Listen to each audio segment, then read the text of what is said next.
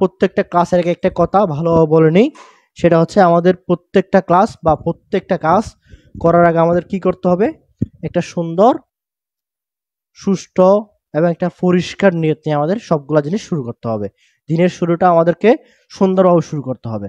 আচ্ছা, যদি আমরা সুন্দরভাবে শুরু করতে চাই, আমাদের একটা সুন্দর নিয়ত নিয়ে আমাদের কাজ করতে হবে। সেটা হচ্ছে কি? আমাদের ভালো করার, আমাদের পরীক্ষার সামনে ভালো করার মন মানসিকতা নিয়ে আমাদের আগেই যেতে হবে। আচ্ছা, তাহলে আমরা হচ্ছে কি করব? ভালো মন মানসিকতা নিয়ে আমরা বিসমিল্লাহির রহমানির রহিম। তোমাদেরকে সকলকে স্বাগতম জানাচ্ছি একাডেমি অফ স্টুডেন্ট কেয়ারের পক্ষ থেকে। এসএসসি নবম দশম বিজ্ঞানের যে সাধারণ বিজ্ঞানের যে ভয়টা আছে তোমাদের, তোমাদের কমার্স এবং আর্টসের মধ্যে, বিশেষ করে তার তোমার মানবিক শাখা এবং ব্যবসা শিক্ষা শাখার মধ্যে যে ভয়টা আছে বিজ্ঞান সম্পর্কে, ওই ভয়টাকে আমরা দূর করব এবং আমরা এখান থেকে মজায় মজায় শিখবো, বুঝবো এবং আমরা জিতবো ইনশাল্লাহ। আমরা সেই স্লোগান ধারণ করে আমরা সামনের দিকে এগিয়ে যাব। তাহলে আজকে আমরা আলোচনা করব এসো বলকে জানি। এসো বলকে জানি। প্রথমে আমি এই কথাটার একটু জাস্ট বল সম্পর্কে একটু জিনিসটা একটু সংক্ষেপ করি বা সংক্ষেপে কিছু কথা বল সম্পর্কে বলি। বল সম্পর্কে তুমি কি বুঝো? বল, ফোর্স, একটা যে ফোর্স দিবা যে কোনো একটা জিনিসে, ওই ফোর্স সম্পর্কে তুমি কি বুঝো? আমি এরপরে আমাদের রেগুলার কাজ, যেটা কাজ আছে আমাদের রেগুলার কাজ কি? শুরুতে আমাদের রেগুলার কাজ কি? আমাদের রেগুলার কাজ হচ্ছে চ্যাপ্টার ম্যাপটা একটু লিখে দেওয়া। চ্যাপ্টার ম্যাপ লিখে দেওয়া না ভাই? চ্যাপ্টার ম্যাপ কি জিনিস ভাই? চ্যাপ্টার ম্যাপ হচ্ছে তুমি একটা চ্যাপ্টার সংক্ষেপের মধ্যে তোমার কাছে নিয়ে আসাই হচ্ছে কি চ্যাপ্টার ম্যাপ। আচ্ছা, তাহলে আমি একে একে সব জিনিস এক্সপ্লেন করব। এর আগে আমাদের চ্যাপ্টার ম্যাপটা একটু দিয়ে দিই। বাংলাদেশের একটা নির্দিষ্ট ম্যাপ আছে না? সেরকম এই চ্যাপ্টারে একটা কি আছে? নির্দিষ্ট একটা ম্যাপ আছে। আমরা ম্যাপের বাইরে যাইতে পারবো না, আমাদের ম্যাপের ভিতরে থাকতে হবে। সো আমরা একটা ম্যাপ দিয়ে দিচ্ছি, তবে একটা সহজ করে দিচ্ছি যে তোমাদেরকে যে চ্যাপ্টারটা সহজে চেনা যায় মতো। আচ্ছা, আমাদের যে শুরুতে টাস্কগুলো দিছিলাম, টাস্কগুলো কে কে ফিল আপ করছো? আমাদের সাথে যারা রেগুলার হোয়াটসঅ্যাপে যুক্ত আছো, তারা হচ্ছে আমাদের টাস্কগুলো রেগুলার পাচ্ছ বা বিভিন্ন ইনস্ট্রাকশন পাচ্ছ হোয়াটসঅ্যাপে। ফেসবুকে তো সব জিনিস বারে বারে পোস্ট করা সম্ভব না, তারপরেও যতটুকু সম্ভব আমি দিয়ে দিচ্ছি। আচ্ছা, শুরুতে যদি আমি এটাকে বিভাগ করতে চাই, তাহলে আমরা জানবো এখান থেকে বল। আমরা শুরুতে কি জিনিস পাবো? বল। এখন বল থেকে আসবে হচ্ছে তিনটা জিনিস। একটা হচ্ছে ধাক্কা, আরেকটা হচ্ছে টানা। ধাক্কা বা টানা। এখান থেকে একটা খুব সুন্দর জিনিস আসবে, সেটা হচ্ছে জড়তা। জড়তা, জড়তা জানার আগে আমরা, আচ্ছা জড়তা আগে না লিখে একটা জিনিস লিখে আমি এরপর জড়তা লিখবো। বিজ্ঞানী নিউটন সাহেবের প্রথম সূত্র। আমরা আগে জানি বা না জানি, আমরা আজকে থেকে নতুন ভাবে একদম ফ্রেশ জার্নি স্টার্ট করতেছি। সেইভাবে চিন্তা করো, তোমার সামনে আরো 1 মাসের বেশি সময় আছে, ইনশাল্লাহ তুমিই পারবা। নিউটনের প্রথম সূত্র যদি আমরা বুঝতে পারি, তাহলে আমরা আসতে পারবো পরবর্তী ম্যাপে, জড়তা। ওকে, আমরা এতটুকু জিনিস বুঝতে পারছি। এখন আসলে আমি বোঝার মতো কিছুই বলি নাই, কিন্তু কথা একটা কথার কথা, বলের পরিমাণ। এরপর আমরা আসবো এই সেক্টরে, বলের পরিমাপ। বলের একটা নির্দিষ্ট পরিমাপ আছে না? বলের পরিমাপ আমরা কাজে কোন জিনিসকে কাজে লাগাবো? নিউটনের দ্বিতীয় সূত্র। নিউটন সাহেবের একটা সুন্দর দ্বিতীয় সূত্র আছে, ওটাকে আমরা হচ্ছে বলের পরিমাপে কাজে লাগাবো। এবং এখান থেকে আমরা কিছু কি করবো, আরো কয়েকটা জিনিস জানবো নিউটনের দ্বিতীয় সূত্র জানার আগে। সেটা হচ্ছে জানবো কি? ভরবেগ। আরেকটা জিনিস জানবো, সেটা হচ্ছে কি? ত্বরণ। আমরা দুটো জিনিস জানবো নিউটনের গতিসূত্র বা নিউটনের দ্বিতীয় সূত্র জানার আগে। এরপরে ক্রিয়া প্রতিক্রিয়া, ক্রিয়া ও প্রতিক্রিয়া বল।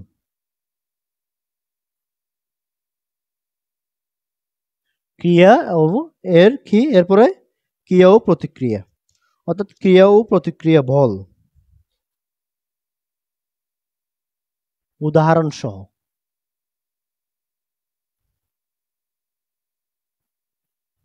উদাহরণ সহ।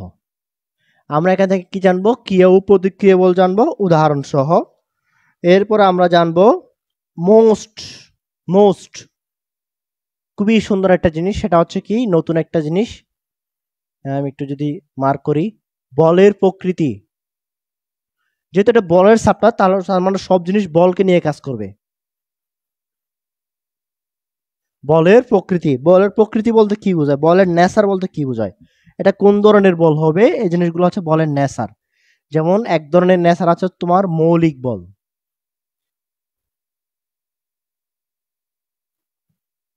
মৌলিক বল। এখন আসো, মৌলিক বল কত প্রকার, মৌলিক বল জিনিসগুলো কি কি সেটা আমরা একে একে জানবো। মৌলিক বল কি? মহাকর্ষ বল,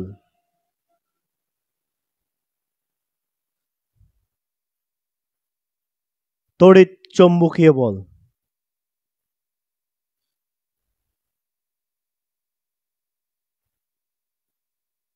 তারপরে সবল। আচ্ছা, আগে দুর্বলটা লিখি।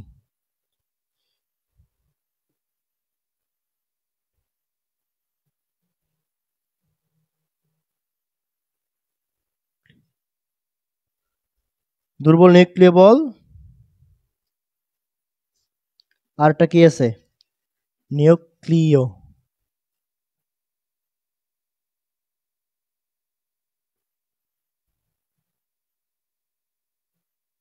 সবল নিউক্লিয় বল। আচ্ছা, এটা হচ্ছে আমাদের সাপ্টার ম্যাপ যাচ্ছে, আমরা এখনো কোনো পড়াশোনায় ঢুকি নাই। এরপরে আমাদের মোস্ট ইম্পর্টেন্ট যে জিনিসটা আসবে সেটা হচ্ছে ঘর্ষণ। সেটা কি? ঘর্ষণ, নট দর্শন।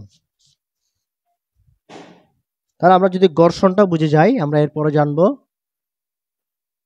ঘর্ষণের প্রকারভেদ। কি কি ঘর্ষণ থাকতে পারে, আমরা ঘর্ষণের প্রকারভেদ গুলো জানবো। এরপর আমরা একটা মোস্ট জিনিস জানবো, সেটা হচ্ছে কি ঘর্ষণ কমানো বা বাড়ানোর উপায়। কমানো বা বাড়ানোর উপায়।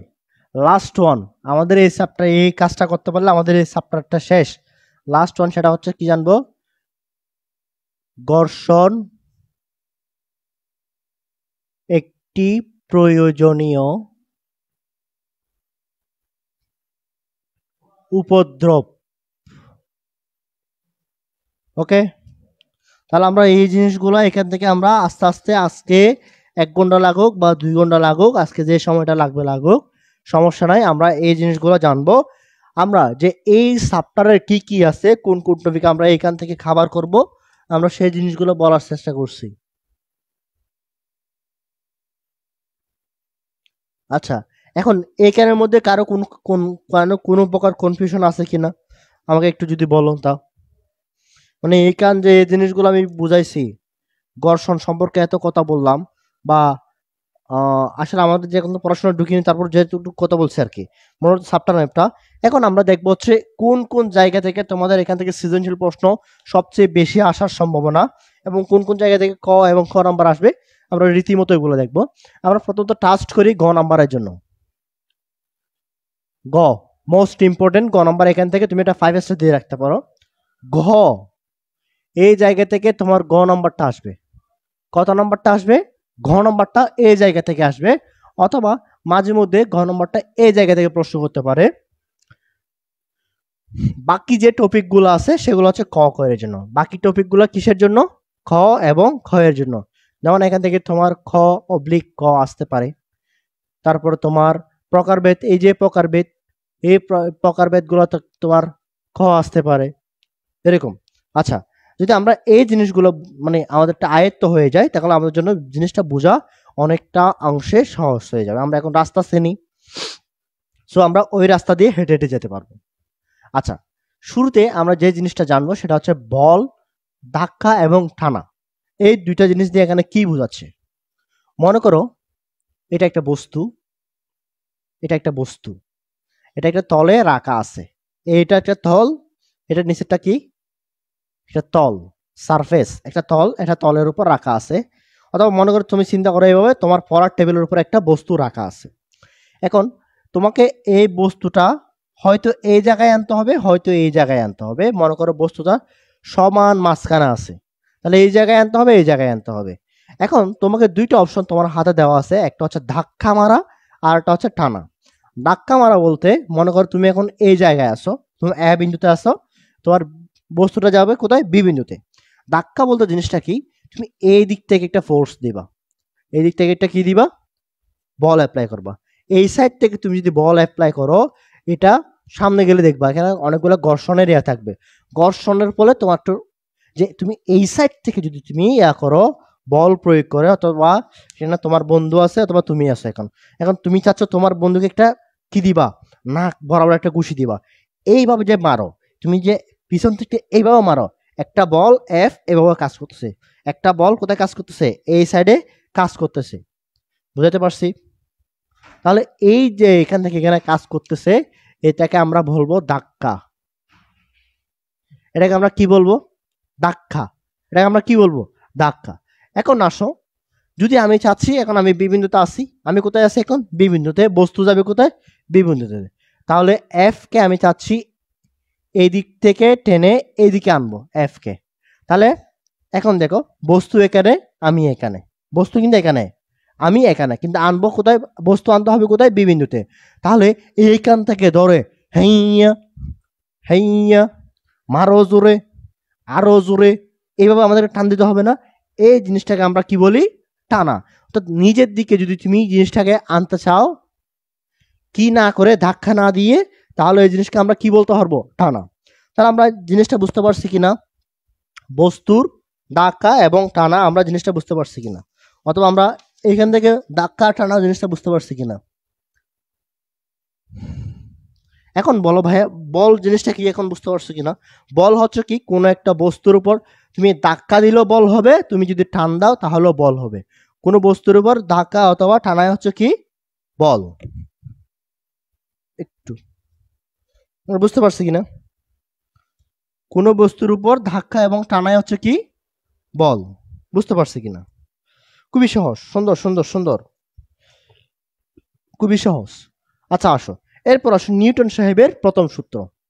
তাহলে এখন আমাদের এই জিনিসটা কমপ্লিট, ওকে, ক্লিয়ার। এখন আমাদের যাইতে হবে কোথায়, নিউটন সাহেবের প্রথম সূত্র। নিউটন সাহেবের প্রথম সূত্র আমাদেরকে কি বলে, সূত্রটা একটু লিখি। প্রত্যেক বস্তু, আচ্ছা সূত্রটা আমি একটু লিগার আগে একটু এক্সপ্লেন করি তোমাদেরকে।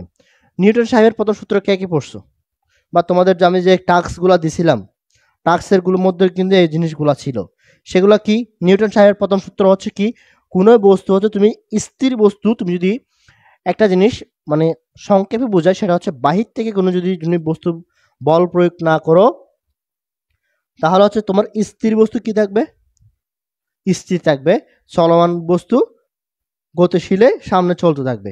আচ্ছা একটু এক মিনিট, একটা ফোন আসছে, একটু এক মিনিট।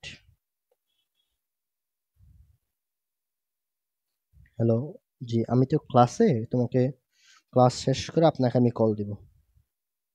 আচ্ছা আচ্ছা, তাহলে আমরা এখান থেকে যে জিনিসটা জানতে পারি, ওকে আসো, নিউটন সাহেবের স্থির কি কি, তুমি বাহির থেকে কোনো বল প্রয়োগ করবা না। আমি, তুমি তো বইতে তোমার সংজ্ঞা লিখে আছে, আমি সহজভাবে বুঝাই।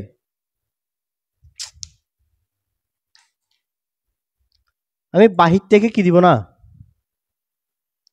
বাহির থেকে কোনো বল দিব না।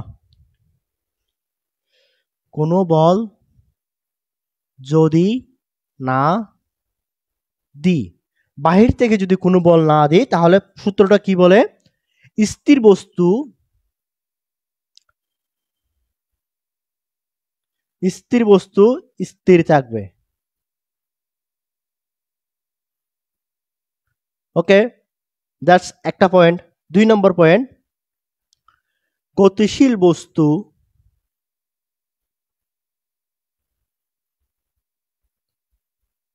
সমবেগে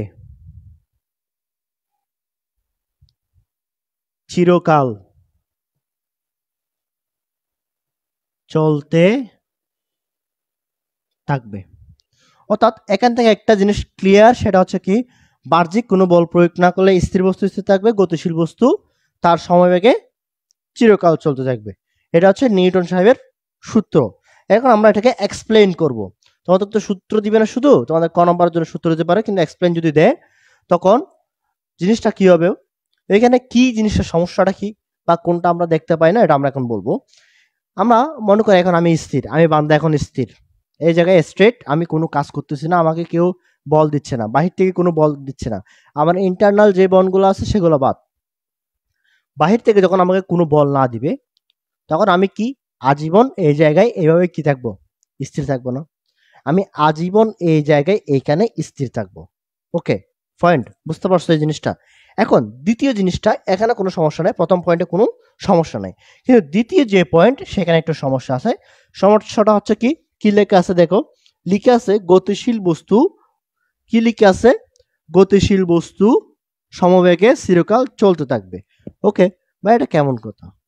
আমরা তো একটা জিনিস দেখি, মনে করো আমরা কোনো বল দিলাম না, আমরা একটা জিনিস এভাবে ছেড়ে দিলাম, আমরা একটা জিনিস এভাবে ছেড়ে দিলাম, কিন্তু সে কিছু দূর গিয়ে চলতে চলতে থেমে যাবে না? একটা বস্তু এখানে ছিল, এইটুকু আস্তে আস্তে সে আস্তে আস্তে এখানে এসে থেমে যাবে না? এই পয়েন্টে এসে থেমে যাবে। এখন এখন তাহলে তো আমরা নিউটনের সূত্র ভুল প্রমাণ করলাম। কি আসলে কি ভুল প্রমাণ করলাম? না, এটা নিউটনের সূত্রকে আমরা ভুল প্রমাণ করলাম না, কিন্তু কথা হচ্ছে তোমরা এই জায়গা থেকে এই জায়গায় যে আসবে সেটা নিউটনের সূত্র মতো এটা চলতে থাকবে, কিন্তু চলো না কেন? চলে না হচ্ছে আমরা এখানে একটা কি পাই, বাধা পাই। এখানে একটা কি পাই, এইদিকে একটা দুইটা বাধা বল পাই, একটা হচ্ছে ঘর্ষণ, একটা হচ্ছে ঘর্ষণ পাই আমরা, একটা যে সারফেসে জিনিসটা যাচ্ছে সেখানে একটা ঘর্ষণ থাকে, আর একটা থাকে হচ্ছে কি তোমার বাতাসের বাধা। বাতাসের বাধা, এই বাতাসের বাধা থাকার কারণে আমরা একটা জিনিস ছেড়ে দিলে যে নিউটন সাহেব বলছে চিরকাল চলতে থাকবে, সেটা বাতাসের বাধার জন্য আর যাইতে পারে না। আচ্ছা, একটা উদাহরণ আমাকে বলো তো, দুইটা বস্তু আছে, এটা একটা বস্তু, এটা একটা কাগজ। এ বিন্দু হচ্ছে একটা বস্তু, বি বিন্দু হচ্ছে একটা কাগজ। এখন এই জায়গায় আসবে, কে আগে পড়বে? নিচে দুইটা হচ্ছে নিচে পড়বে, কে আগে পড়বে? বস্তু আগে পড়বে না কাগজ আগে পড়বে? এটা বস্তু, এটা কাগজ। অথবা এটা বস্তু না লিখে আমি পাথর লিখি, পাথর। এটা পাথর, এটা কাগজ।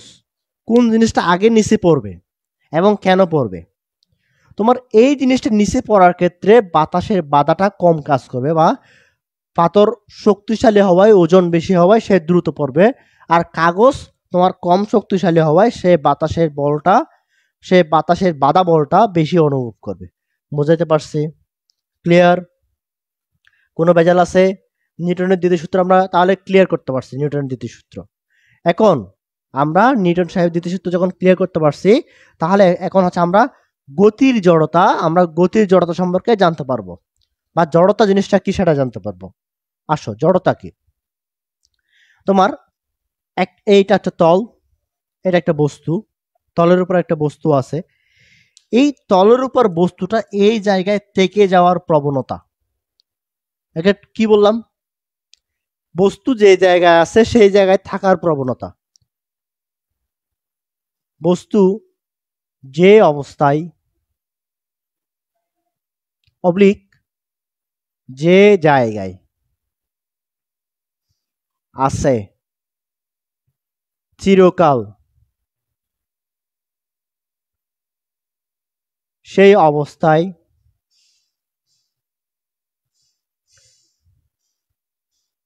থাকার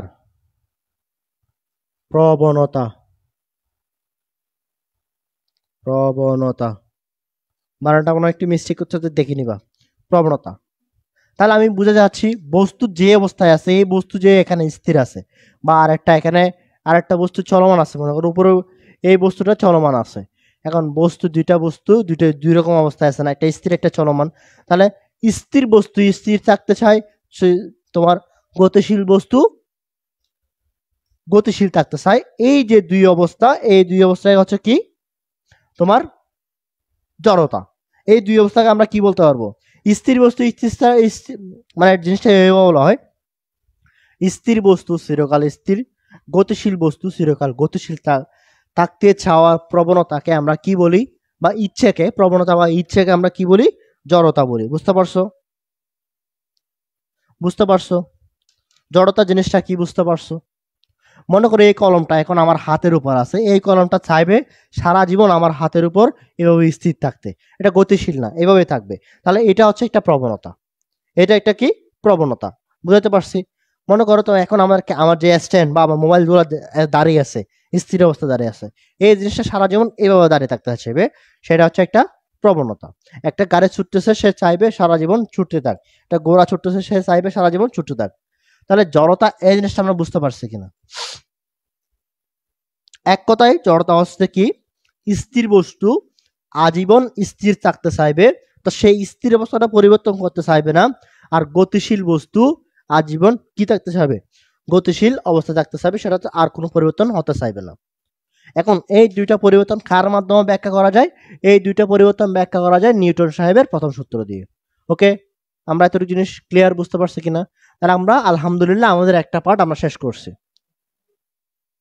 ওকে, বুঝতে পারছি? আমরা কি বুঝতে পারছি এতটুকু জিনিস জড়তা পর্যন্ত? যদি জড়তা পর্যন্ত বুঝে থাকি তাহলে আমরা একটু এখন, আচ্ছা, একটা মিনিট ব্রেক দিই আগে, এখন একটা মিনিট মাইন্ডকে ফ্রেশ করো। আমি একটু পানি খেয়ে আসি, পানি বিরতি।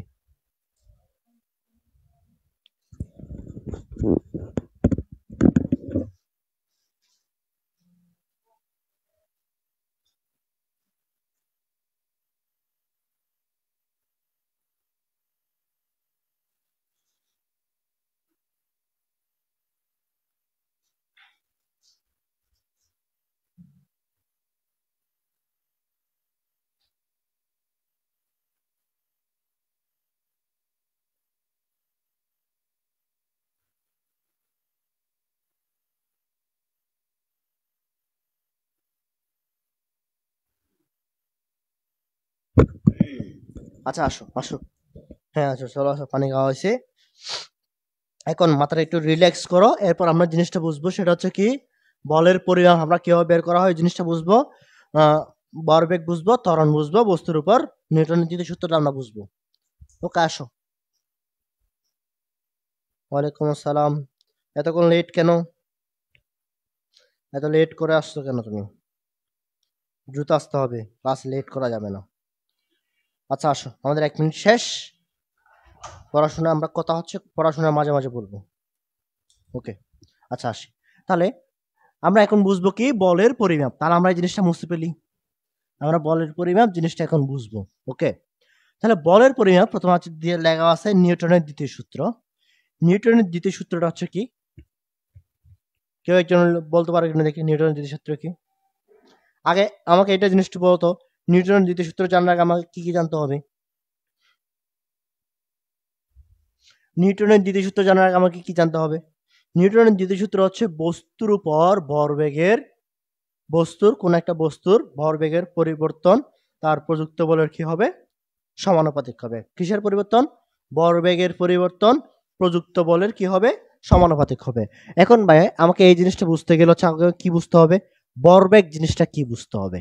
ভরবেগ নতুন একটা টার্ম, আমরা আগে এখানে যাব, এখানে যাওয়ার জন্য তাহলে দুইটা জিনিস আমাদেরকে জেনে আসতে হবে। ভরবেগ জিনিসটা কি? ভরবেগ, ভরবেগ, এই দুটো যদি আমরা একটু বাংলায় বিশ্লেষণ করি তাহলে আমরা এরকম পাবো না? ভর ইন্টু ব্যাক পাবো কিনা? ভর ইন্টু ব্যাক পাবো কিনা? এখন ভরকে আমরা কি দ্বারা প্রকাশ করি? কোনো বস্তুর ভরকে আমরা এম দ্বারা প্রকাশ করি। কোনো বস্তুর ভরকে আমরা কি দ্বারা প্রকাশ করি? এম দ্বারা প্রকাশ করি। ইন্টু থাক, ব্যাককে আমরা কি দ্বারা প্রকাশ করি? ভি দ্বারা প্রকাশ করি। কোনো বস্তুর ভরকে আমরা এম দ্বারা প্রকাশ করি, ব্যাককে আমরা কি দ্বারা প্রকাশ করি? ভি দ্বারা প্রকাশ করি। ওকে, তাহলে ভরবেগ সমান আমরা কি লিখতে পারি? ভরবেগ, এই যে ভরবেগ, ভরবেগকে আমরা পি দ্বারা প্রকাশ করব। কি দ্বারা প্রকাশ করব? ফি দ্বারা। তাহলে আমরা ভরবেগ সমান এখান থেকে জিনিসটা লিখতে পারি ফি সমান এম বি। এতটুকু জিনিস আমরা বুঝতে পারছি কিনা? ভরবেগ সমান আমরা কি লিখতে পারি? ফি সমান এম বি। আমরা বুঝতে পারছি কি না? তাহলে আমরা এখান থেকে আরেকটা জিনিস বলতে পারি না, ভরবেগ হচ্ছে ভর ও বেগের গুণফল, ভর ও বেগের গুণফল। আমরা লিখতে পারি কিনা? এখন অনেক সময় তোমাকে এই সূত্রটা ডিরেক্টলি দিবে না, তোমাকে অনেক সময় সূত্রটা একটু ঘুরিয়ে লিখতে হবে, সেটা ঘুরিয়ে কিভাবে লিখবো এখন আমরা সেও জানবো।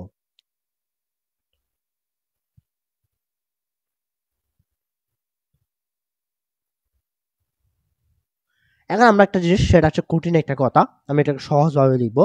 সেটা হচ্ছে তোমাকে বলতেছে যদি কখনো ভরের পরিবর্তন না হয়, যদি কখনো ভরের পরিবর্তন না হয় তখন জিনিসটা কি হবে, তখন ব্যাগের পরিবর্তন, যদি কখনো ভরের পরিবর্তন না হয় তখন ব্যাগের পরিবর্তনের সাথে ভরকে আমরা কি করে দিব, যে ভরটা দেওয়া ছিল ওটাকে আমরা গুণ করে দিব, তাহলে আমরা ভর ব্যাগের জিনিসটা পাবো। ওটাকে আমরা এইভাবে জিনিসটা ব্যাখ্যা করা হয়। কি হবে, তখন তোমার যদি ভরের পরিবর্তন না হয় তাহলে ভর স্থির, ভর কি স্থির। ব্যাগের পরিবর্তন, ব্যাগ আমরা দুইটা ব্যাগ জানি, একটা হচ্ছে আদি ব্যাগ, আদি ব্যাগ, আদি ব্যাগকে প্রকাশ করা হয় ইউ দ্বারা, আরটা হচ্ছে আমরা জানি শেষ ব্যাগ, শেষ ব্যাগ বি। তাহলে আমরা দুইটা বল সম্পর্কে জানি, একটা হচ্ছে কি আদি ব্যাগ, একটা শেষ ব্যাগ। মনে করো আমি এই জায়গায় আছি, এখানে এ একটা জায়গা আছে, বি একটা জায়গা আছে, এ থেকে বিতে যাব, এই মার্বেলটা এ থেকে বিতে যাবে, তাহলে এটা হচ্ছে তার আদি বেগ, শূন্য, আদি বেগ স্থির। আদি বেগ কি, এখানে আদি বেগ কি, ইউ সমান 0, আদি বেগ কোনো আছে নাই, সে আস্তে আস্তে সামনের দিকে গড়িয়ে গড়িয়ে সামনের দিকে গেল, যাওয়ার পরে এখানে এসে সে একটা নির্দিষ্ট একটা বেগ অর্জন করবে। মনে করো সে 5 কিলোমিটার পার আওয়ার গেল, 5 কিলোমিটার পার আওয়ার বেগে সে গেল, সে এখানে এসে 5 মিটার পার আওয়ার বা তোমার 5 কিলোমিটার পার আওয়ার, 1 ঘন্টা সে 5 কিলোমিটার যেতে পারে। 5 কিলোমিটার পার আওয়ার বেগে যাওয়ার পরে এখানে একটা এসে সে স্থির হবে, এটা হচ্ছে শেষ বেগ বি। অথবা আমি যদি শূন্য না দিই তাহলে এই প্রান্ত হচ্ছে ইউ, এই প্রান্ত হচ্ছে বি, আদি বেগ শেষ বেগ, শুরুর বেগ শেষ বেগ, বুঝতে পারছি আমরা, ইনিশিয়াল লাস্ট হচ্ছে ফিনিশড। আচ্ছা, আমরা জিনিসটা বুঝতে পারছি। এখন দেখো, যখন তোমার বরের কোনো পরিবর্তন হচ্ছে না, ব্যাগের পরিবর্তন হচ্ছে কিরকম, বি মাইনাস ইউ, আদি ব্যাগ শেষ ব্যাগ থেকে আদি ব্যাগ যদি আমি বিয়োগ করি তাহলে আমি বলের যে পরিবর্তন, বলের যে একটা পরিবর্তন, এটা হচ্ছে ব্যাগের পরিবর্তন, সরি বলের পরিবর্তন বলতেছি আমি, ব্যাগ, দুইটা ব্যাগ আমরা লিখছি না, ব্যাগের পরিবর্তন আমরা কি লিখতে পারি, ব্যাগের পরিবর্তন, ব্যাগের পরিবর্তন আমরা কি লিখতে পারি, শেষ ব্যাগ মাইনাস আদি ব্যাগ, তাহলে শেষ ব্যাগ বি মাইনাস ইউ আমরা লিখতে পারি কিনা, বলের পরিবর্তন সময় আমরা কি লিখতে পারি, শেষ ব্যাগ মাইনাস আদি ব্যাগ লিখতে পারি কিনা, তাহলে এই জিনিসটা এখানে এখন ইমপ্লিমেন্ট হয়েছে। আচ্ছা, আমরা যদি এই জিনিসটা বুঝে থাকি তাহলে এখন আমাদের জন্য আরো সহজ হয়ে যাবে আমাদের দ্বিতীয় জিনিসটা বোঝা, সেটা হচ্ছে ত্বরণ। আমরা এখন ত্বরণ জিনিসটা বুঝবো। ত্বরণ কি, এক্সিলারেশন বা ত্বরণ জিনিসটা কি, ত্বরণ জিনিসটা কি, বেগ বৃদ্ধির হার, ত্বরণ হচ্ছে কি, বেগ বৃদ্ধির হার, বেগ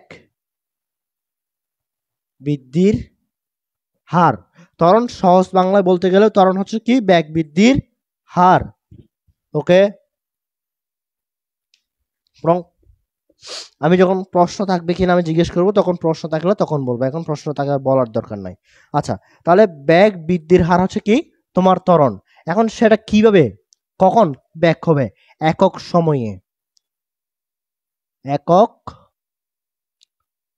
সময়ে, এক এক সময়ে বেগ বৃদ্ধির হারকে আমরা কি বলি, ত্বরণ বলি। অর্থাৎ কোনো বস্তুকে আমরা ত্বরণকে কি দ্বারা প্রকাশ করি, ত্বরণকে এ দ্বারা প্রকাশ করা হয়, ত্বরণকে কি দ্বারা প্রকাশ করা হয়, এ দ্বারা প্রকাশ করা হয়। এখন দেখো, তাহলে আমরা জিনিসটাকে সুন্দর ও সূত্র জানি, ত্বরণ আমরা এ সমান লিখতে পারবো V minus U divided by T. একক সময়ে বস্তুর পরিবর্তনকে আমরা কি বলি, আমরা একক সময়ে বস্তুর পরিবর্তনকে আমরা কি বলি, ত্বরণ বলা হয়। একক সময়ে বস্তুর যে পরিবর্তন সেটাকে আমরা কি বলি, ত্বরণ বলি। বুঝতে পারছো কিনা?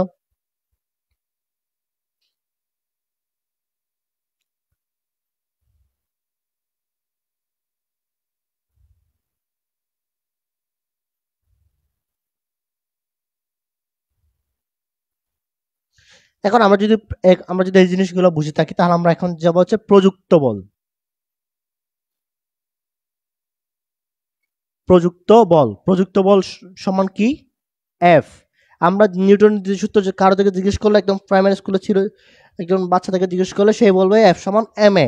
এখন এফ সমান এম এ জিনিসটা কিভাবে হলো সেটা আমাদের জানা দরকার। এফ সমান এম এ, এবার এম এ আমি আগে লিখবো না, সেটা পরে বুঝাবো কিভাবে হলো। আচ্ছা, আমি উপরে জিনিসগুলো একটু লিখি বা মুছি। এই যে মুছি। আচ্ছা,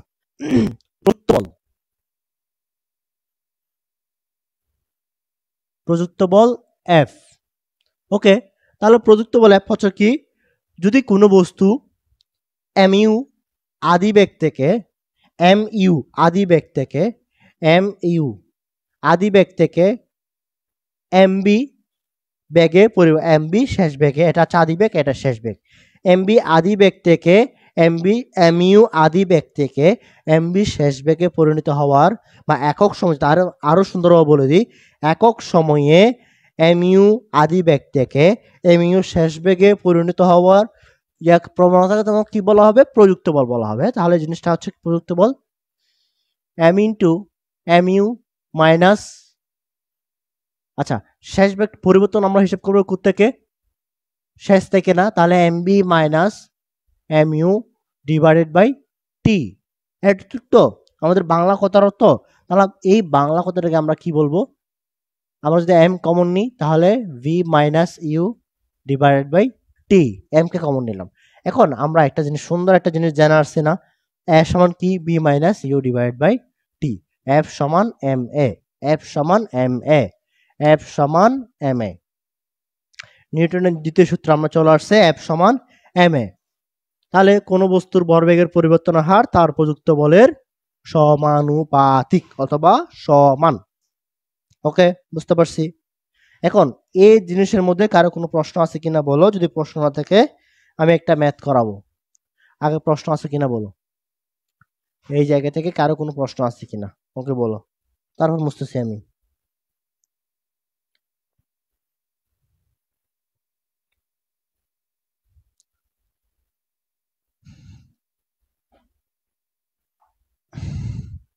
কারো কোনো প্রশ্ন আছে কিনা একটু বলো দ্রুত।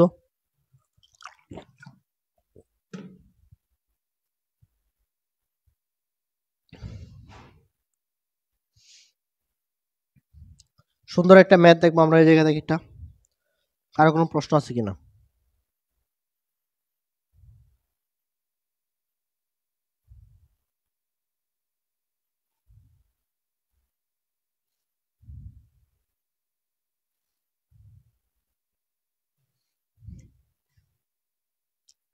আচ্ছা, তাহলে আমরা এতটুকু জিনিস বুঝতে পারছি। আমরা একটু আরবার রিভিশন দিব, তারপর আমরা একটা ম্যাথে যাব।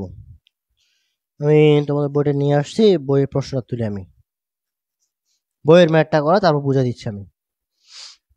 আচ্ছা,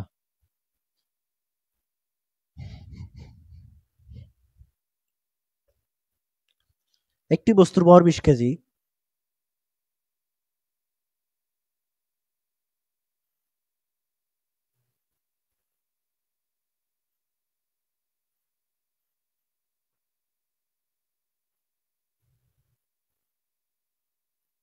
একটি বস্তুর ভর কত? 20 কেজি দেওয়া আছে, ভালো কথা। এর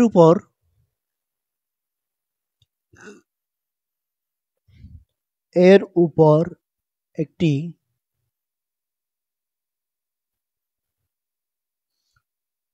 বল প্রযুক্ত হওয়ায়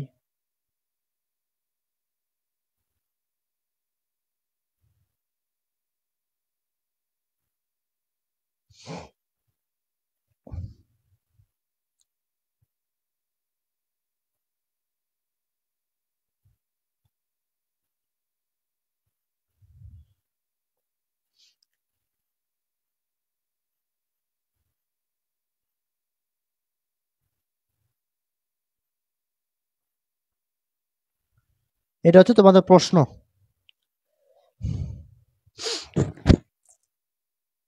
তাহলে আসো, আগে আমাদের প্রশ্ন বুঝতে হবে। সলভ করার আগে আমাদের কি করতে হবে? প্রশ্ন বুঝতে হবে, আমরা প্রশ্নটা বুঝবো। তার আগে বলো, এর আগে যে কোয়েশ্চেনটা ছিল তা কোনো সমস্যা আছে কিনা?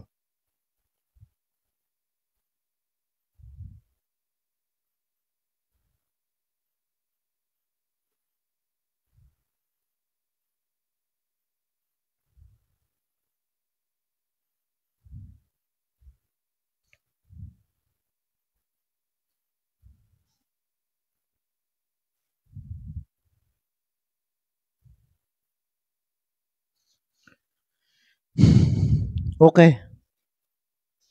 আচ্ছা আসো। এখন আমরা হচ্ছে দেখতেছি কি, একটি বস্তুর ভর 20 কেজি। ভর কত দেওয়া আছে? 20 কেজি। এর উপর একটি বল প্রযুক্ত হওয়ায় এর ত্বরণ হলো কত? 2 মিটার পার সেকেন্ড। এটাকে বলা হয় 2 মিটার পার সেকেন্ড, এম। মাঝখানে আমি যে এইভাবে লিখলাম, ধরো 2 এম ডিভাইডেড এস লিখলাম, এটাকে বলা হয় পার সেকেন্ড। অথবা যদি আমি এটা না দিয়ে কখনো যদি আমি এইভাবে লিখি, এম, যে আমি এইভাবে দিই, উপর -1 দিলাম, M S -1, M S inverse ওয়ার্স 1, এইটা দিলেও সেম জিনিস বুঝাবে, পার সেকেন্ড বুঝাবে। আচ্ছা, এটা হচ্ছে ত্বরণের একক। এটা তোমার কি? Metre square per second, sorry metre square per second হবে, মিটার স্কয়ার পার সেকেন্ড। এটা হচ্ছে ত্বরণের একক। ত্বরণের একক কি? Metre square per second. আচ্ছা, তাহলে আমরা এখান থেকে আর একটা সংক্ষিপ্ত এমসিকিউ দেখবো।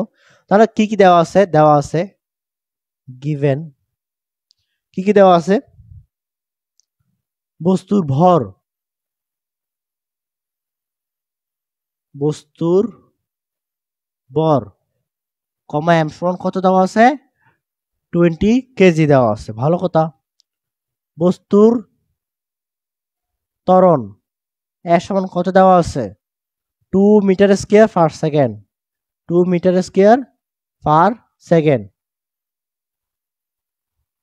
তো মিটার স্কয়ারের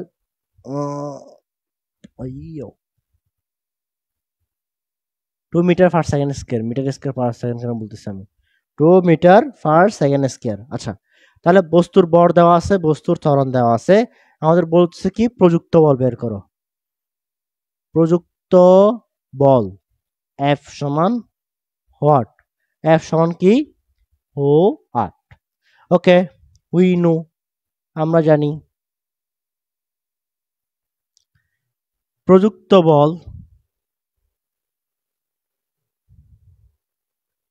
F সমান m ইন্টু এ। আমরা কিছুক্ষণ আগে দেখে আসলাম F সমান m এ। প্রযুক্ত বল F সমান m এ, এটা হচ্ছে একটা সূত্র।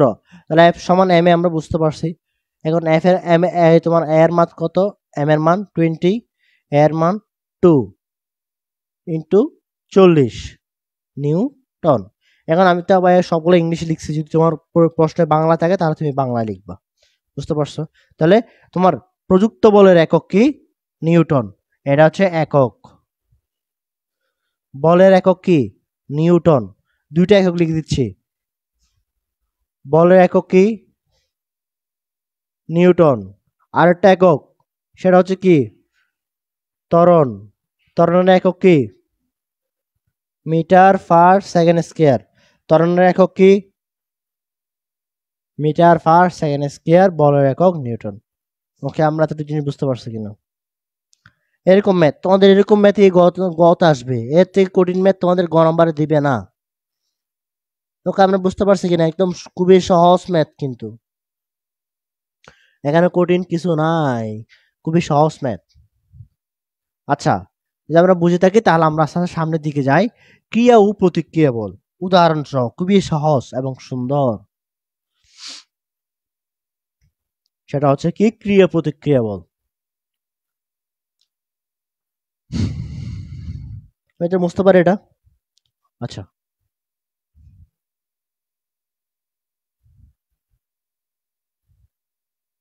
ক্রিয়া এবং প্রতিক্রিয়া বল এখন আমরা বুঝবো।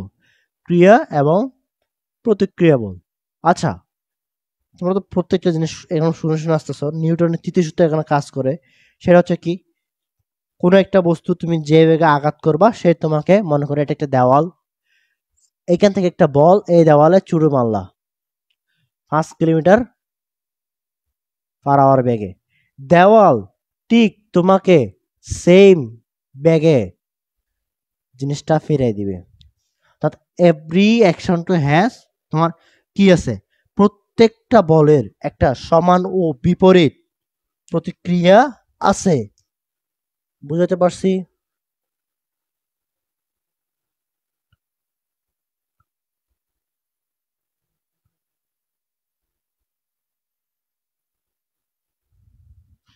আচ্ছা, বুঝাতে পারছি না?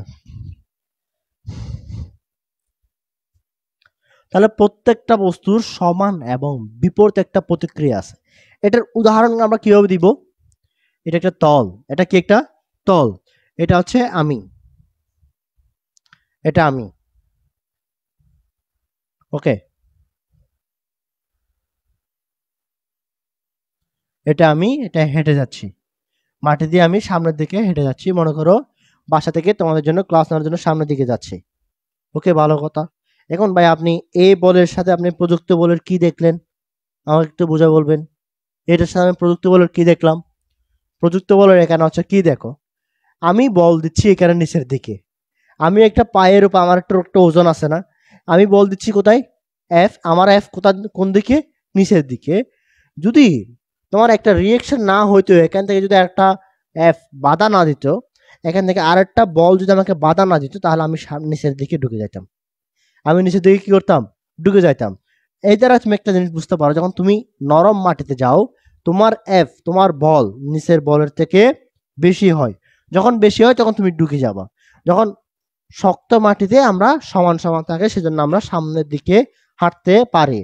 বুঝতে পারছি? মনে করো আরেকটা জিনিস, নৌকা, নৌকা চালানো, পানিতে নৌকা চালানো, সেভাবে কি হয়? তুমি বলের বিপরীতে যাবা, তুমি বল দিচ্ছ এদিকে, তোমাকে এখান থেকে আরেকটা বল দিবে, না হলে তোমার কি হবে না, তুমি বাসে থাকতে পারবা না। পানিতে বেশি থাকার জন্য কয়েকটা নিয়ম আছে। তোমার বস্তুর ভর কত হবে, তোমার পানির ঘনত্ব কত হবে, সেগুলো একটা হিসাব আছে, আলাদা হিসাব। আচ্ছা, তাহলে আমরা জিনিসটা বুঝতে পারছি, আমি হেঁটে যাচ্ছি, আমি একটা নিচের দিকে একটা যে ফোর্স দিছি, নিচ থেকে আমাকে তার একটা বিপরীত ফোর্স দেওয়া হয়েছে বা বিপরীত একটা বল দেওয়া হয়েছে, সেজন্য আমি কি করতে পারতেছি? দাঁড়ায় থাকতে পারতেছি বা সামনের দিকে হেঁটে যেতে পারতেছি।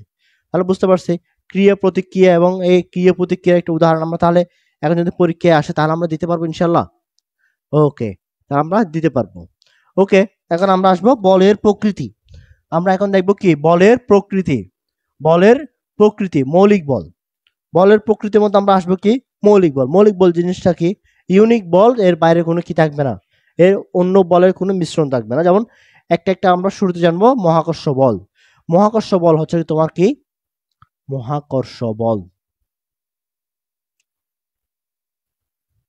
মহাকর্ষ বল কি? এই পৃথিবীতে, এই পৃথিবীতে যা জিনিস একে অপরের জন্য বা একে অন্যকে,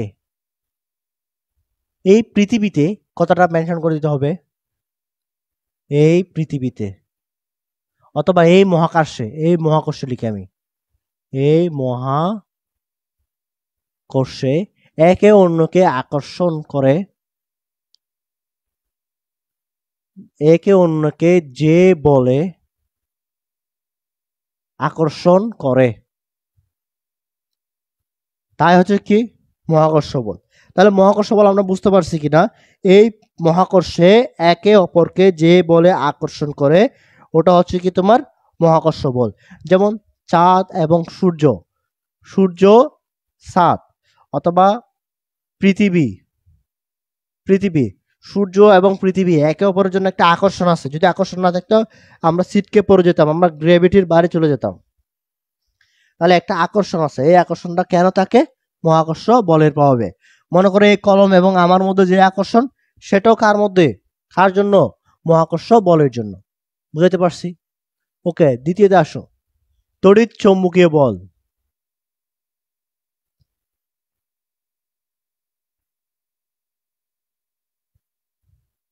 অথবা বিদ্যুৎ বিদ্যুৎ চৌম্বকীয় বল বলা হয় এটাকে। তড়িৎ চৌম্বকীয় বল, এটার শক্তি মহাকর্ষণ শক্তির চেয়ে অনেক অনেক গুণ বেশি। প্রায় এর শক্তি 10 টু দি পাওয়ার 36 এটাকে তোমার যদি বাংলায় লিখতে চাই তাহলে এইভাবে লিখে যাবে, ট্রিলিয়ন, ট্রিলিয়ন এবং ট্রিলিয়ন, 10⁶। বুঝতে পারতেছো তুমি? একটা এক দিবা এবং এরপরে শূন্য শূন্য শূন্য শূন্য শূন্য দিতে দিতে দিতে তোমার 36টা শূন্য দিতে হবে। কয়টা? 36টা শূন্য দিতে হবে। শূন্য দিতে হবে। কয়টা শূন্য দিতে হবে তুমি বুঝতেছো? একের পরে কয়টা শূন্য? 36টা শূন্য দিতে হবে। ট্রিলিয়ন ট্রিলিয়ন গুণ শক্তিশালী। এবং এই দুইটা বল একটা জিনিস নিয়ে কাজ করে, যে কোনো এই দুইটা বলের কাজের ধরনটা কিরকম হবে? এই দুইটা বল, যে তোমার এই বল এবং এই বল যে কোনো দূরত্বে কাজ করতে পারবে, যে কোনো দূরত্বে কাজ করবে। বাস, ভালো কথা, বুঝতে পারছি। এরপরে আমরা যদি যাই, সেটা আমরা কি দেখব? দুর্বল নিউক্লিয় বল।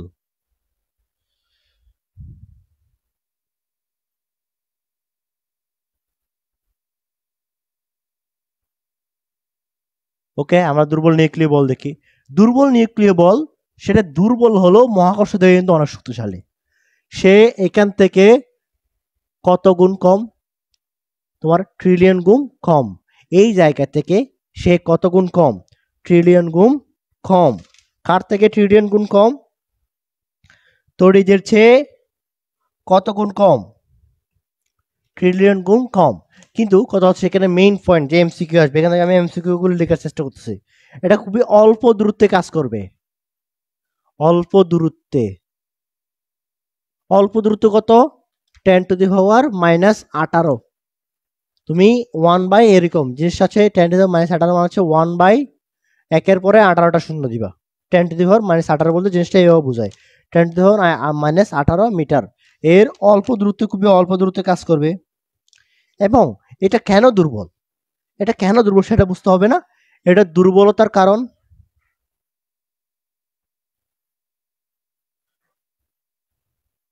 তেজস্ক্রিয় আইসোটোপ থেকে নির্গত হওয়া তেজস্ক্রিয়, বা যদি জিনিসটাকে আমি সহজ ভাষায় লিখি তাহলে আইসোটোপ থেকে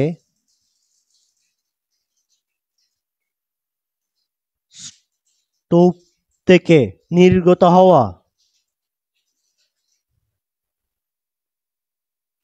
বিটার জন্য, বিটা এর কারণে, তেজস্ক্রিয় আইসোটোপ থেকে নির্গত হওয়া বিটা এর কারণে এর বল খুবই দুর্বল। তাহলে বুঝতে পারছি দুর্বল। এখন আসো সবল। সবল নিউক্লিয় বল। সবল নিউক্লিয় বল জিনিসটা কতটুকু শক্তিশালী? আচ্ছা, আমি এটা ওর দিকে লিখি।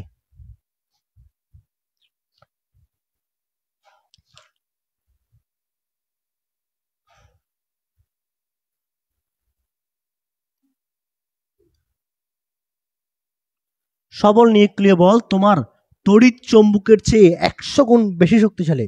এটা সবচেয়ে শক্তিশালী বল। তড়িৎ চৌম্বকের চেয়ে, কার চেয়ে? তড়িৎ চৌম্বকের চেয়ে 100 গুণ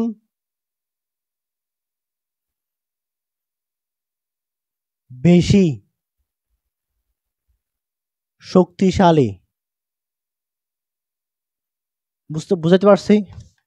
সে কার চেয়ে বেশি শক্তিশালী, কিন্তু সে অল্প দূরত্বে কাজ করে। তার দূরত্ব কত? 10⁻⁻15। অল্প দূরত্বে কাজ করবে। এখন এটা এত শক্তিশালী কেন ভাইয়া? এটা যে দুর্বল ছিল এটা এত শক্তিশালী কেন? এটা শক্তিশালী হওয়ার কারণটা হচ্ছে কি? পরমাণুর কেন্দ্রে, পরমাণুর কেন্দ্রে যে নিউক্লিয়াস থাকে, পরমাণুর কেন্দ্রে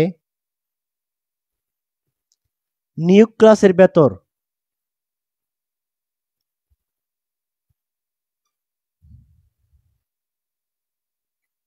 নিউক্লিয়াসের ভেতর কি থাকে? প্রোটন ও নিউট্রন থাকে, প্রোটন ও কি থাকে, নিউট্রন, এর আকর্ষণ বল। পরমাণুর কেন্দ্রে নিউক্লিয়াসের ভিতর যে প্রোটন এবং নিউট্রন থাকে এর আকর্ষণ বলের কারণে তোমার কি হয়, এটা এত শক্তিশালী হয়। এখান থেকে কি বানানো হয়, নিউক্লিয়ার বোমা বানানো হয়। কি বানানো হয়, নিউক্লিয়ার বোমা। যে পারমাণবিক বোমাগুলো বানানো হয় না, এটাকে তোমার নিউক্লিয়ার বোমা বলা হয়, অথবা এটাকে কি বলা হবে, পারমাণবিক বোমা।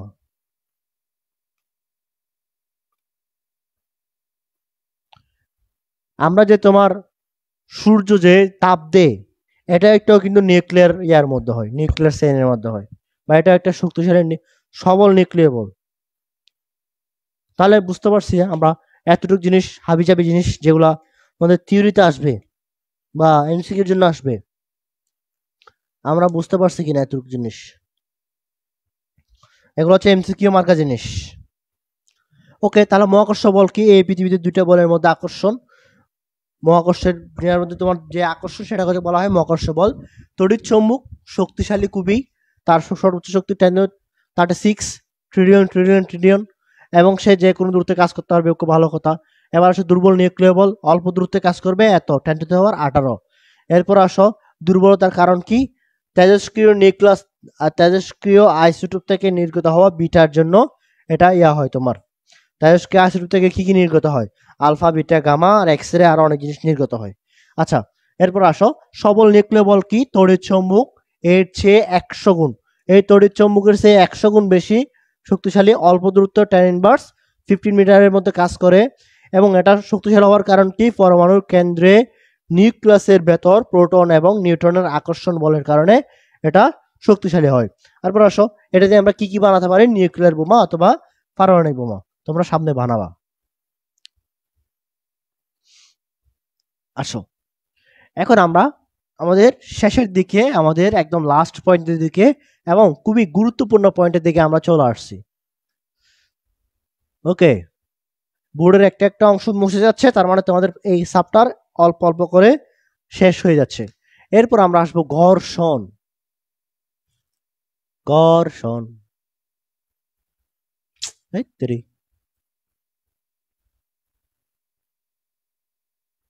ঘর্ষণ, ঘর্ষণ জিনিসটা কি, এখন আমরা এই জিনিসটা বুঝবো, ঘর্ষণ জিনিসটা কি। এটা একটা সারফেস, তল, এটা একটা বস্তু, এটাকে আমরা এখন টেনেও নিয়ে যেতে পারি অথবা ঠেলেও আনতে পারি। এখন ঠেলে আনতে এখানে খাস কাটা কাস কাটা কাস কাটা কাস কাটা কিছু জিনিস থাকবে। এখন আমার ঠেলে আনতে বেশি শক্তি দিতে হবে, মানে ধাক্কা দিতে বেশি শক্তি দিতে হবে, নাকি টেনে আনতে শক্তি বেশি দিতে হবে। এখানে হচ্ছে আমি মনে করো ধাক্কা দিব এফ এদিকে, এখন এদিকে আরেকটা বল, একটা ঘর্ষণ বাধার একটা, তোমার বাতাসের একটা বাধা বলছিলাম না, এফ ঘর্ষণ বা এফ বাধা, এফ বাধা দিবে। আমি এদিকে টেলতে চাইলে যা যা যা যা, তোমার এরকম একটা জিনিস হয় কিনা, যাবো কি যাবো না, যাবো কি যাবো না, এরকম একটা জিনিস হয় না। জিনিসটা হচ্ছে এরকম, তোমার এদিকে আমি ঠেলবো, সে ওদিকে একটা বাতাসে বাঁধার জন্য কি করবে না, কাজ করতে পারবো না। এদিকে আমি তাকে ঠেলা দিব, সে বাতাসে বাঁধার জন্য তার যাইতে সমস্যা হবে। এটা হচ্ছে কি, ঘর্ষণ। বুঝাতে পারছে কিনা, এতটুকু জিনিস একদম সহজভাবে বুঝালাম, ঘর্ষণ বুঝাতে পারছে কিনা। এরপর আসো ঘর্ষণের প্রকারভেদ। এখন আমরা ঘর্ষণের কিছু প্রকারভেদ দেখবো। প্রকারভেদ, প্রকারভেদ, ঘর্ষণের প্রকারভেদ। ঘর্ষণের প্রকারভেদ গুলা কি কি, স্থিতি ঘর্ষণ,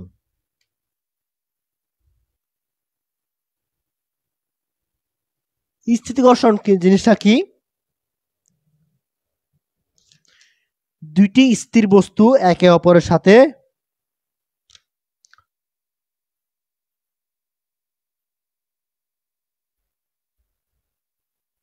একে অপরের সাপেক্ষে,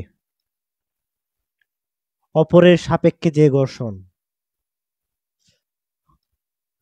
স্থির বস্তু একে অপরের সাপেক্ষে যে ঘর্ষণ সেটাকে আমরা কি বলবো, স্থিতি ঘর্ষণ। এটার সবচেয়ে বড় উদাহরণ হচ্ছে কি, হাঁটা, হাঁটা পা এবং মাটির মধ্যে যে ঘর্ষণ সেটা হচ্ছে কি স্থিতি ঘর্ষণ। অথবা আমি দাঁড়িয়ে আছি, আমার জুতার সাথে আমার পায়ের যে ঘর্ষণ বা জুতার সাথে মাটির যে ঘর্ষণ সেটা হচ্ছে কি স্থিতি ঘর্ষণ। এবার আসো গতি ঘর্ষণ। এরপর আমরা কি জানবো? গতি ঘর্ষণ।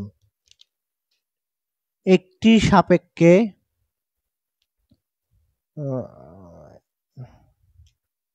একটি বস্তু সাপেক্ষে চলমান বস্তু, যদি সহজতায় লিখি, একটি বস্তুর সাপেক্ষে চলমান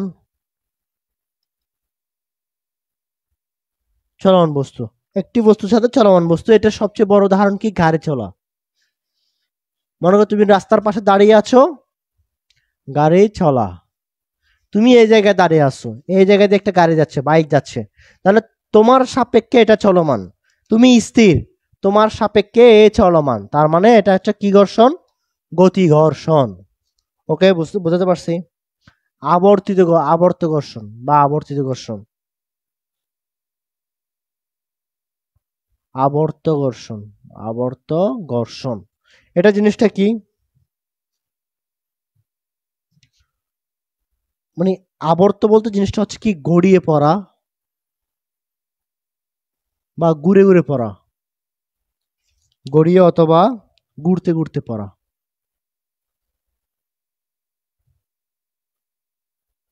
ঘুরতে ঘুরতে পড়া, মনে করো এটা সারফেস, আমি এটা কিন্তু এটা ছেড়ে দিলাম, ঘুরে ঘুরতে ঘুরতে ঘুরতে আস্তে আস্তে পড়ে যাচ্ছে, আস্তে আস্তে পড়ে যাচ্ছে, এটাকে আবর্তন বলা হয়। বা একটা মার্বেল এরকম একটা ডালটাকে আমি ছেড়ে দিছি, চলতে চলতে চলে গেছে নিচের দিকে, এটাকে বলা হয় কি? আবর্তিত ঘর্ষণ। বুঝতে পারছি। এরপর আসো প্রবাহী ঘর্ষণ। প্রবাহী ঘর্ষণ জিনিসটা কি একটু বুঝতে হবে। কোনো তরল বা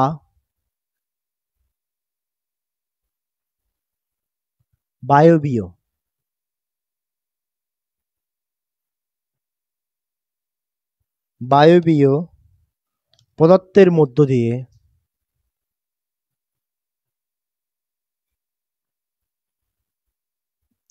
কোনো তরল বা বায়বীয় পদার্থের মধ্য দিয়ে যায়, তখন যে ঘর্ষণটা আমরা অনুভব করব এটাকে বলা হবে তোমার কি ঘর্ষণ? প্রবাহী ঘর্ষণ। এটা সবচেয়ে বড় উদাহরণ হচ্ছে প্যারাশুট। সবচেয়ে বড় উদাহরণ কি? প্যারাশুট। প্যারাশুট দিয়ে প্লেন থেকে নামা, প্যারাশুট দিয়ে প্লেন থেকে নামা হচ্ছে কি তোমার কিসের উদাহরণ? প্রবাহী ঘর্ষণের উদাহরণ। তাহলে আমরা চারটা ঘর্ষণ দেখলাম: স্থিতি ঘর্ষণ, গতি ঘর্ষণ, আবর্ত ঘর্ষণ, প্রবাহী ঘর্ষণ। বুঝতে পারছি কিনা? এরপরে আমাদের লাস্ট ওয়ান, ঘর্ষণ কমানো এবং বাড়ানোর উপায়। ঘর্ষণ কিভাবে কমাবো? যদি ঘর্ষণ কমাতে চাই, আমি সহজভাবে বলে দিচ্ছি, তোমরা একটা বই থেকে দেখে নেবে, এটা একটা চার্ট দেওয়া আছে, একটা চার্ট তোমাদের বইয়ে দেওয়া আছে।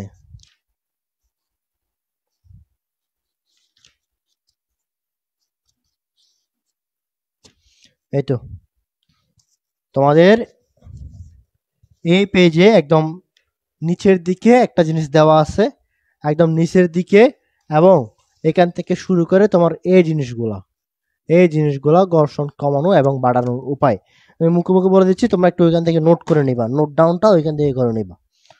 তাহলে ঘর্ষণ কমানো এবং বাড়ানো হচ্ছে তোমার কি, আমি জিনিসটা দেখা দিচ্ছি, তোমরা জাস্ট নোট ডাউন করে নিবা। ওকে, প্রথমে ঘর্ষণ যদি আমি কমাতে যাই, আসো আমরা ঘর্ষণটাকে কি করব? কমাবো। ঘর্ষণ যদি কমাতে যাই তাহলে আমাকে কি করতে হবে? মসৃণ তল ব্যবহার করতে হবে। একটা তল, এটা একটা তল, আর এটা একটা তল।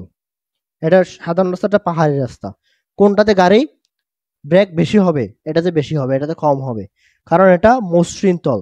ওই যে বোর্ডটা আছে এটা একটা মসৃণ, এখানে আমি হাত বাঁচতেছে না, এখানে আমার হাত বাঁচতে না, কিন্তু আমি যদি দেওয়ালে যাই তাহলে আমার হাত বেঁচে যাবে, এখানে আমার হাত বাঁচতেছে না, স্লিপ করতেছে। এখন 2 নম্বর কাজ কি করতে হবে? তেল, গ্রিস জাতীয় যে কোনো জিনিস দিতে হবে। এরকম তুমি জিনিসগুলো দেখতে পারো। ওকে, ঘর্ষণ কিভাবে আমরা কমাতে পারবো এটা দেখে নিবা।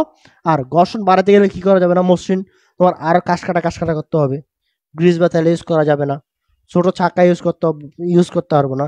আমরা অনেক সময় একটা জিনিস, একটা বড় জিনিস ঠেলে নেওয়ার জন্য নিচে ছোট ছোট দুই একটা চাকা লাগাই দিই, যাতে আমাদের ঘর্ষণটা কম হয়। এটা ঘর্ষণ কম করার জন্য। আর যখন আমরা ঘর্ষণ বেশি করতে হবে তখন আমরা এই জিনিসগুলো করতে পারবো না। ওকে, তাহলে আমরা ঘর্ষণ কমানো এবং ঘর্ষণ বাড়ানোর উপায়টা বুঝতে পারছি। এখন আসো ঘর্ষণ একটি প্রয়োজনীয় উপদ্রব, এটা বলে আজকে ক্লাসটা এখানে শেষ করবো ইনশাল্লাহ। ওকে, ঘর্ষণ একটি প্রয়োজনীয় উপদ্রব বলতে বোঝাচ্ছে তোমার যখন তুমি ব্রেকটা করতেছো না, তখন একটা এক্সট্রা তাপ শক্তি জেনারেট হচ্ছে। যখন মনে করো এটা একটা গাড়ির চাকা, এটা একটা রাস্তা, যখন ব্রেক করতেছে এখানে একটা তাপ শক্তি ঘর্ষণের ফলে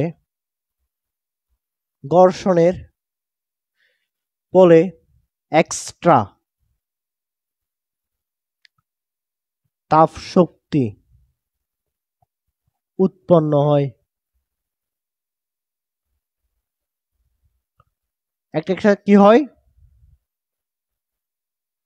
উৎপন্ন হয়, তাপ শক্তি একটা এক্সট্রা জেনারেট হয়।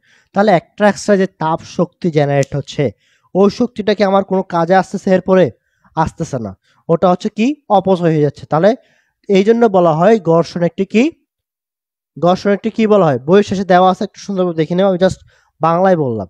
ঘর্ষণ একটা প্রয়োজনীয় উপদ্রব বলা হয় এই জন্য। ঘর্ষণ কিন্তু আমাদের লাগবে, যদি ঘর্ষণ না থাকতে আমরা গাড়ির ব্রেক হইতো না, কোনো জায়গায় আমরা দাঁড়াতে হারে দাঁড়াতে পারতাম না, তখন বুড়ি বুড়ি অ্যাক্সিডেন্ট হতো। এখন তো অ্যাক্সিডেন্ট হতেছে, এরপরে আরো বেশি অ্যাক্সিডেন্ট হইতো ঘর্ষণ যদি না থাকতো, চলাই মুশকিল হয়ে যেত। তাহলে ঘর্ষণ আমাদের লাগবে, ঘর্ষণ আমাদের কি করতে হবে, লাগবে। কিন্তু লাগার পরও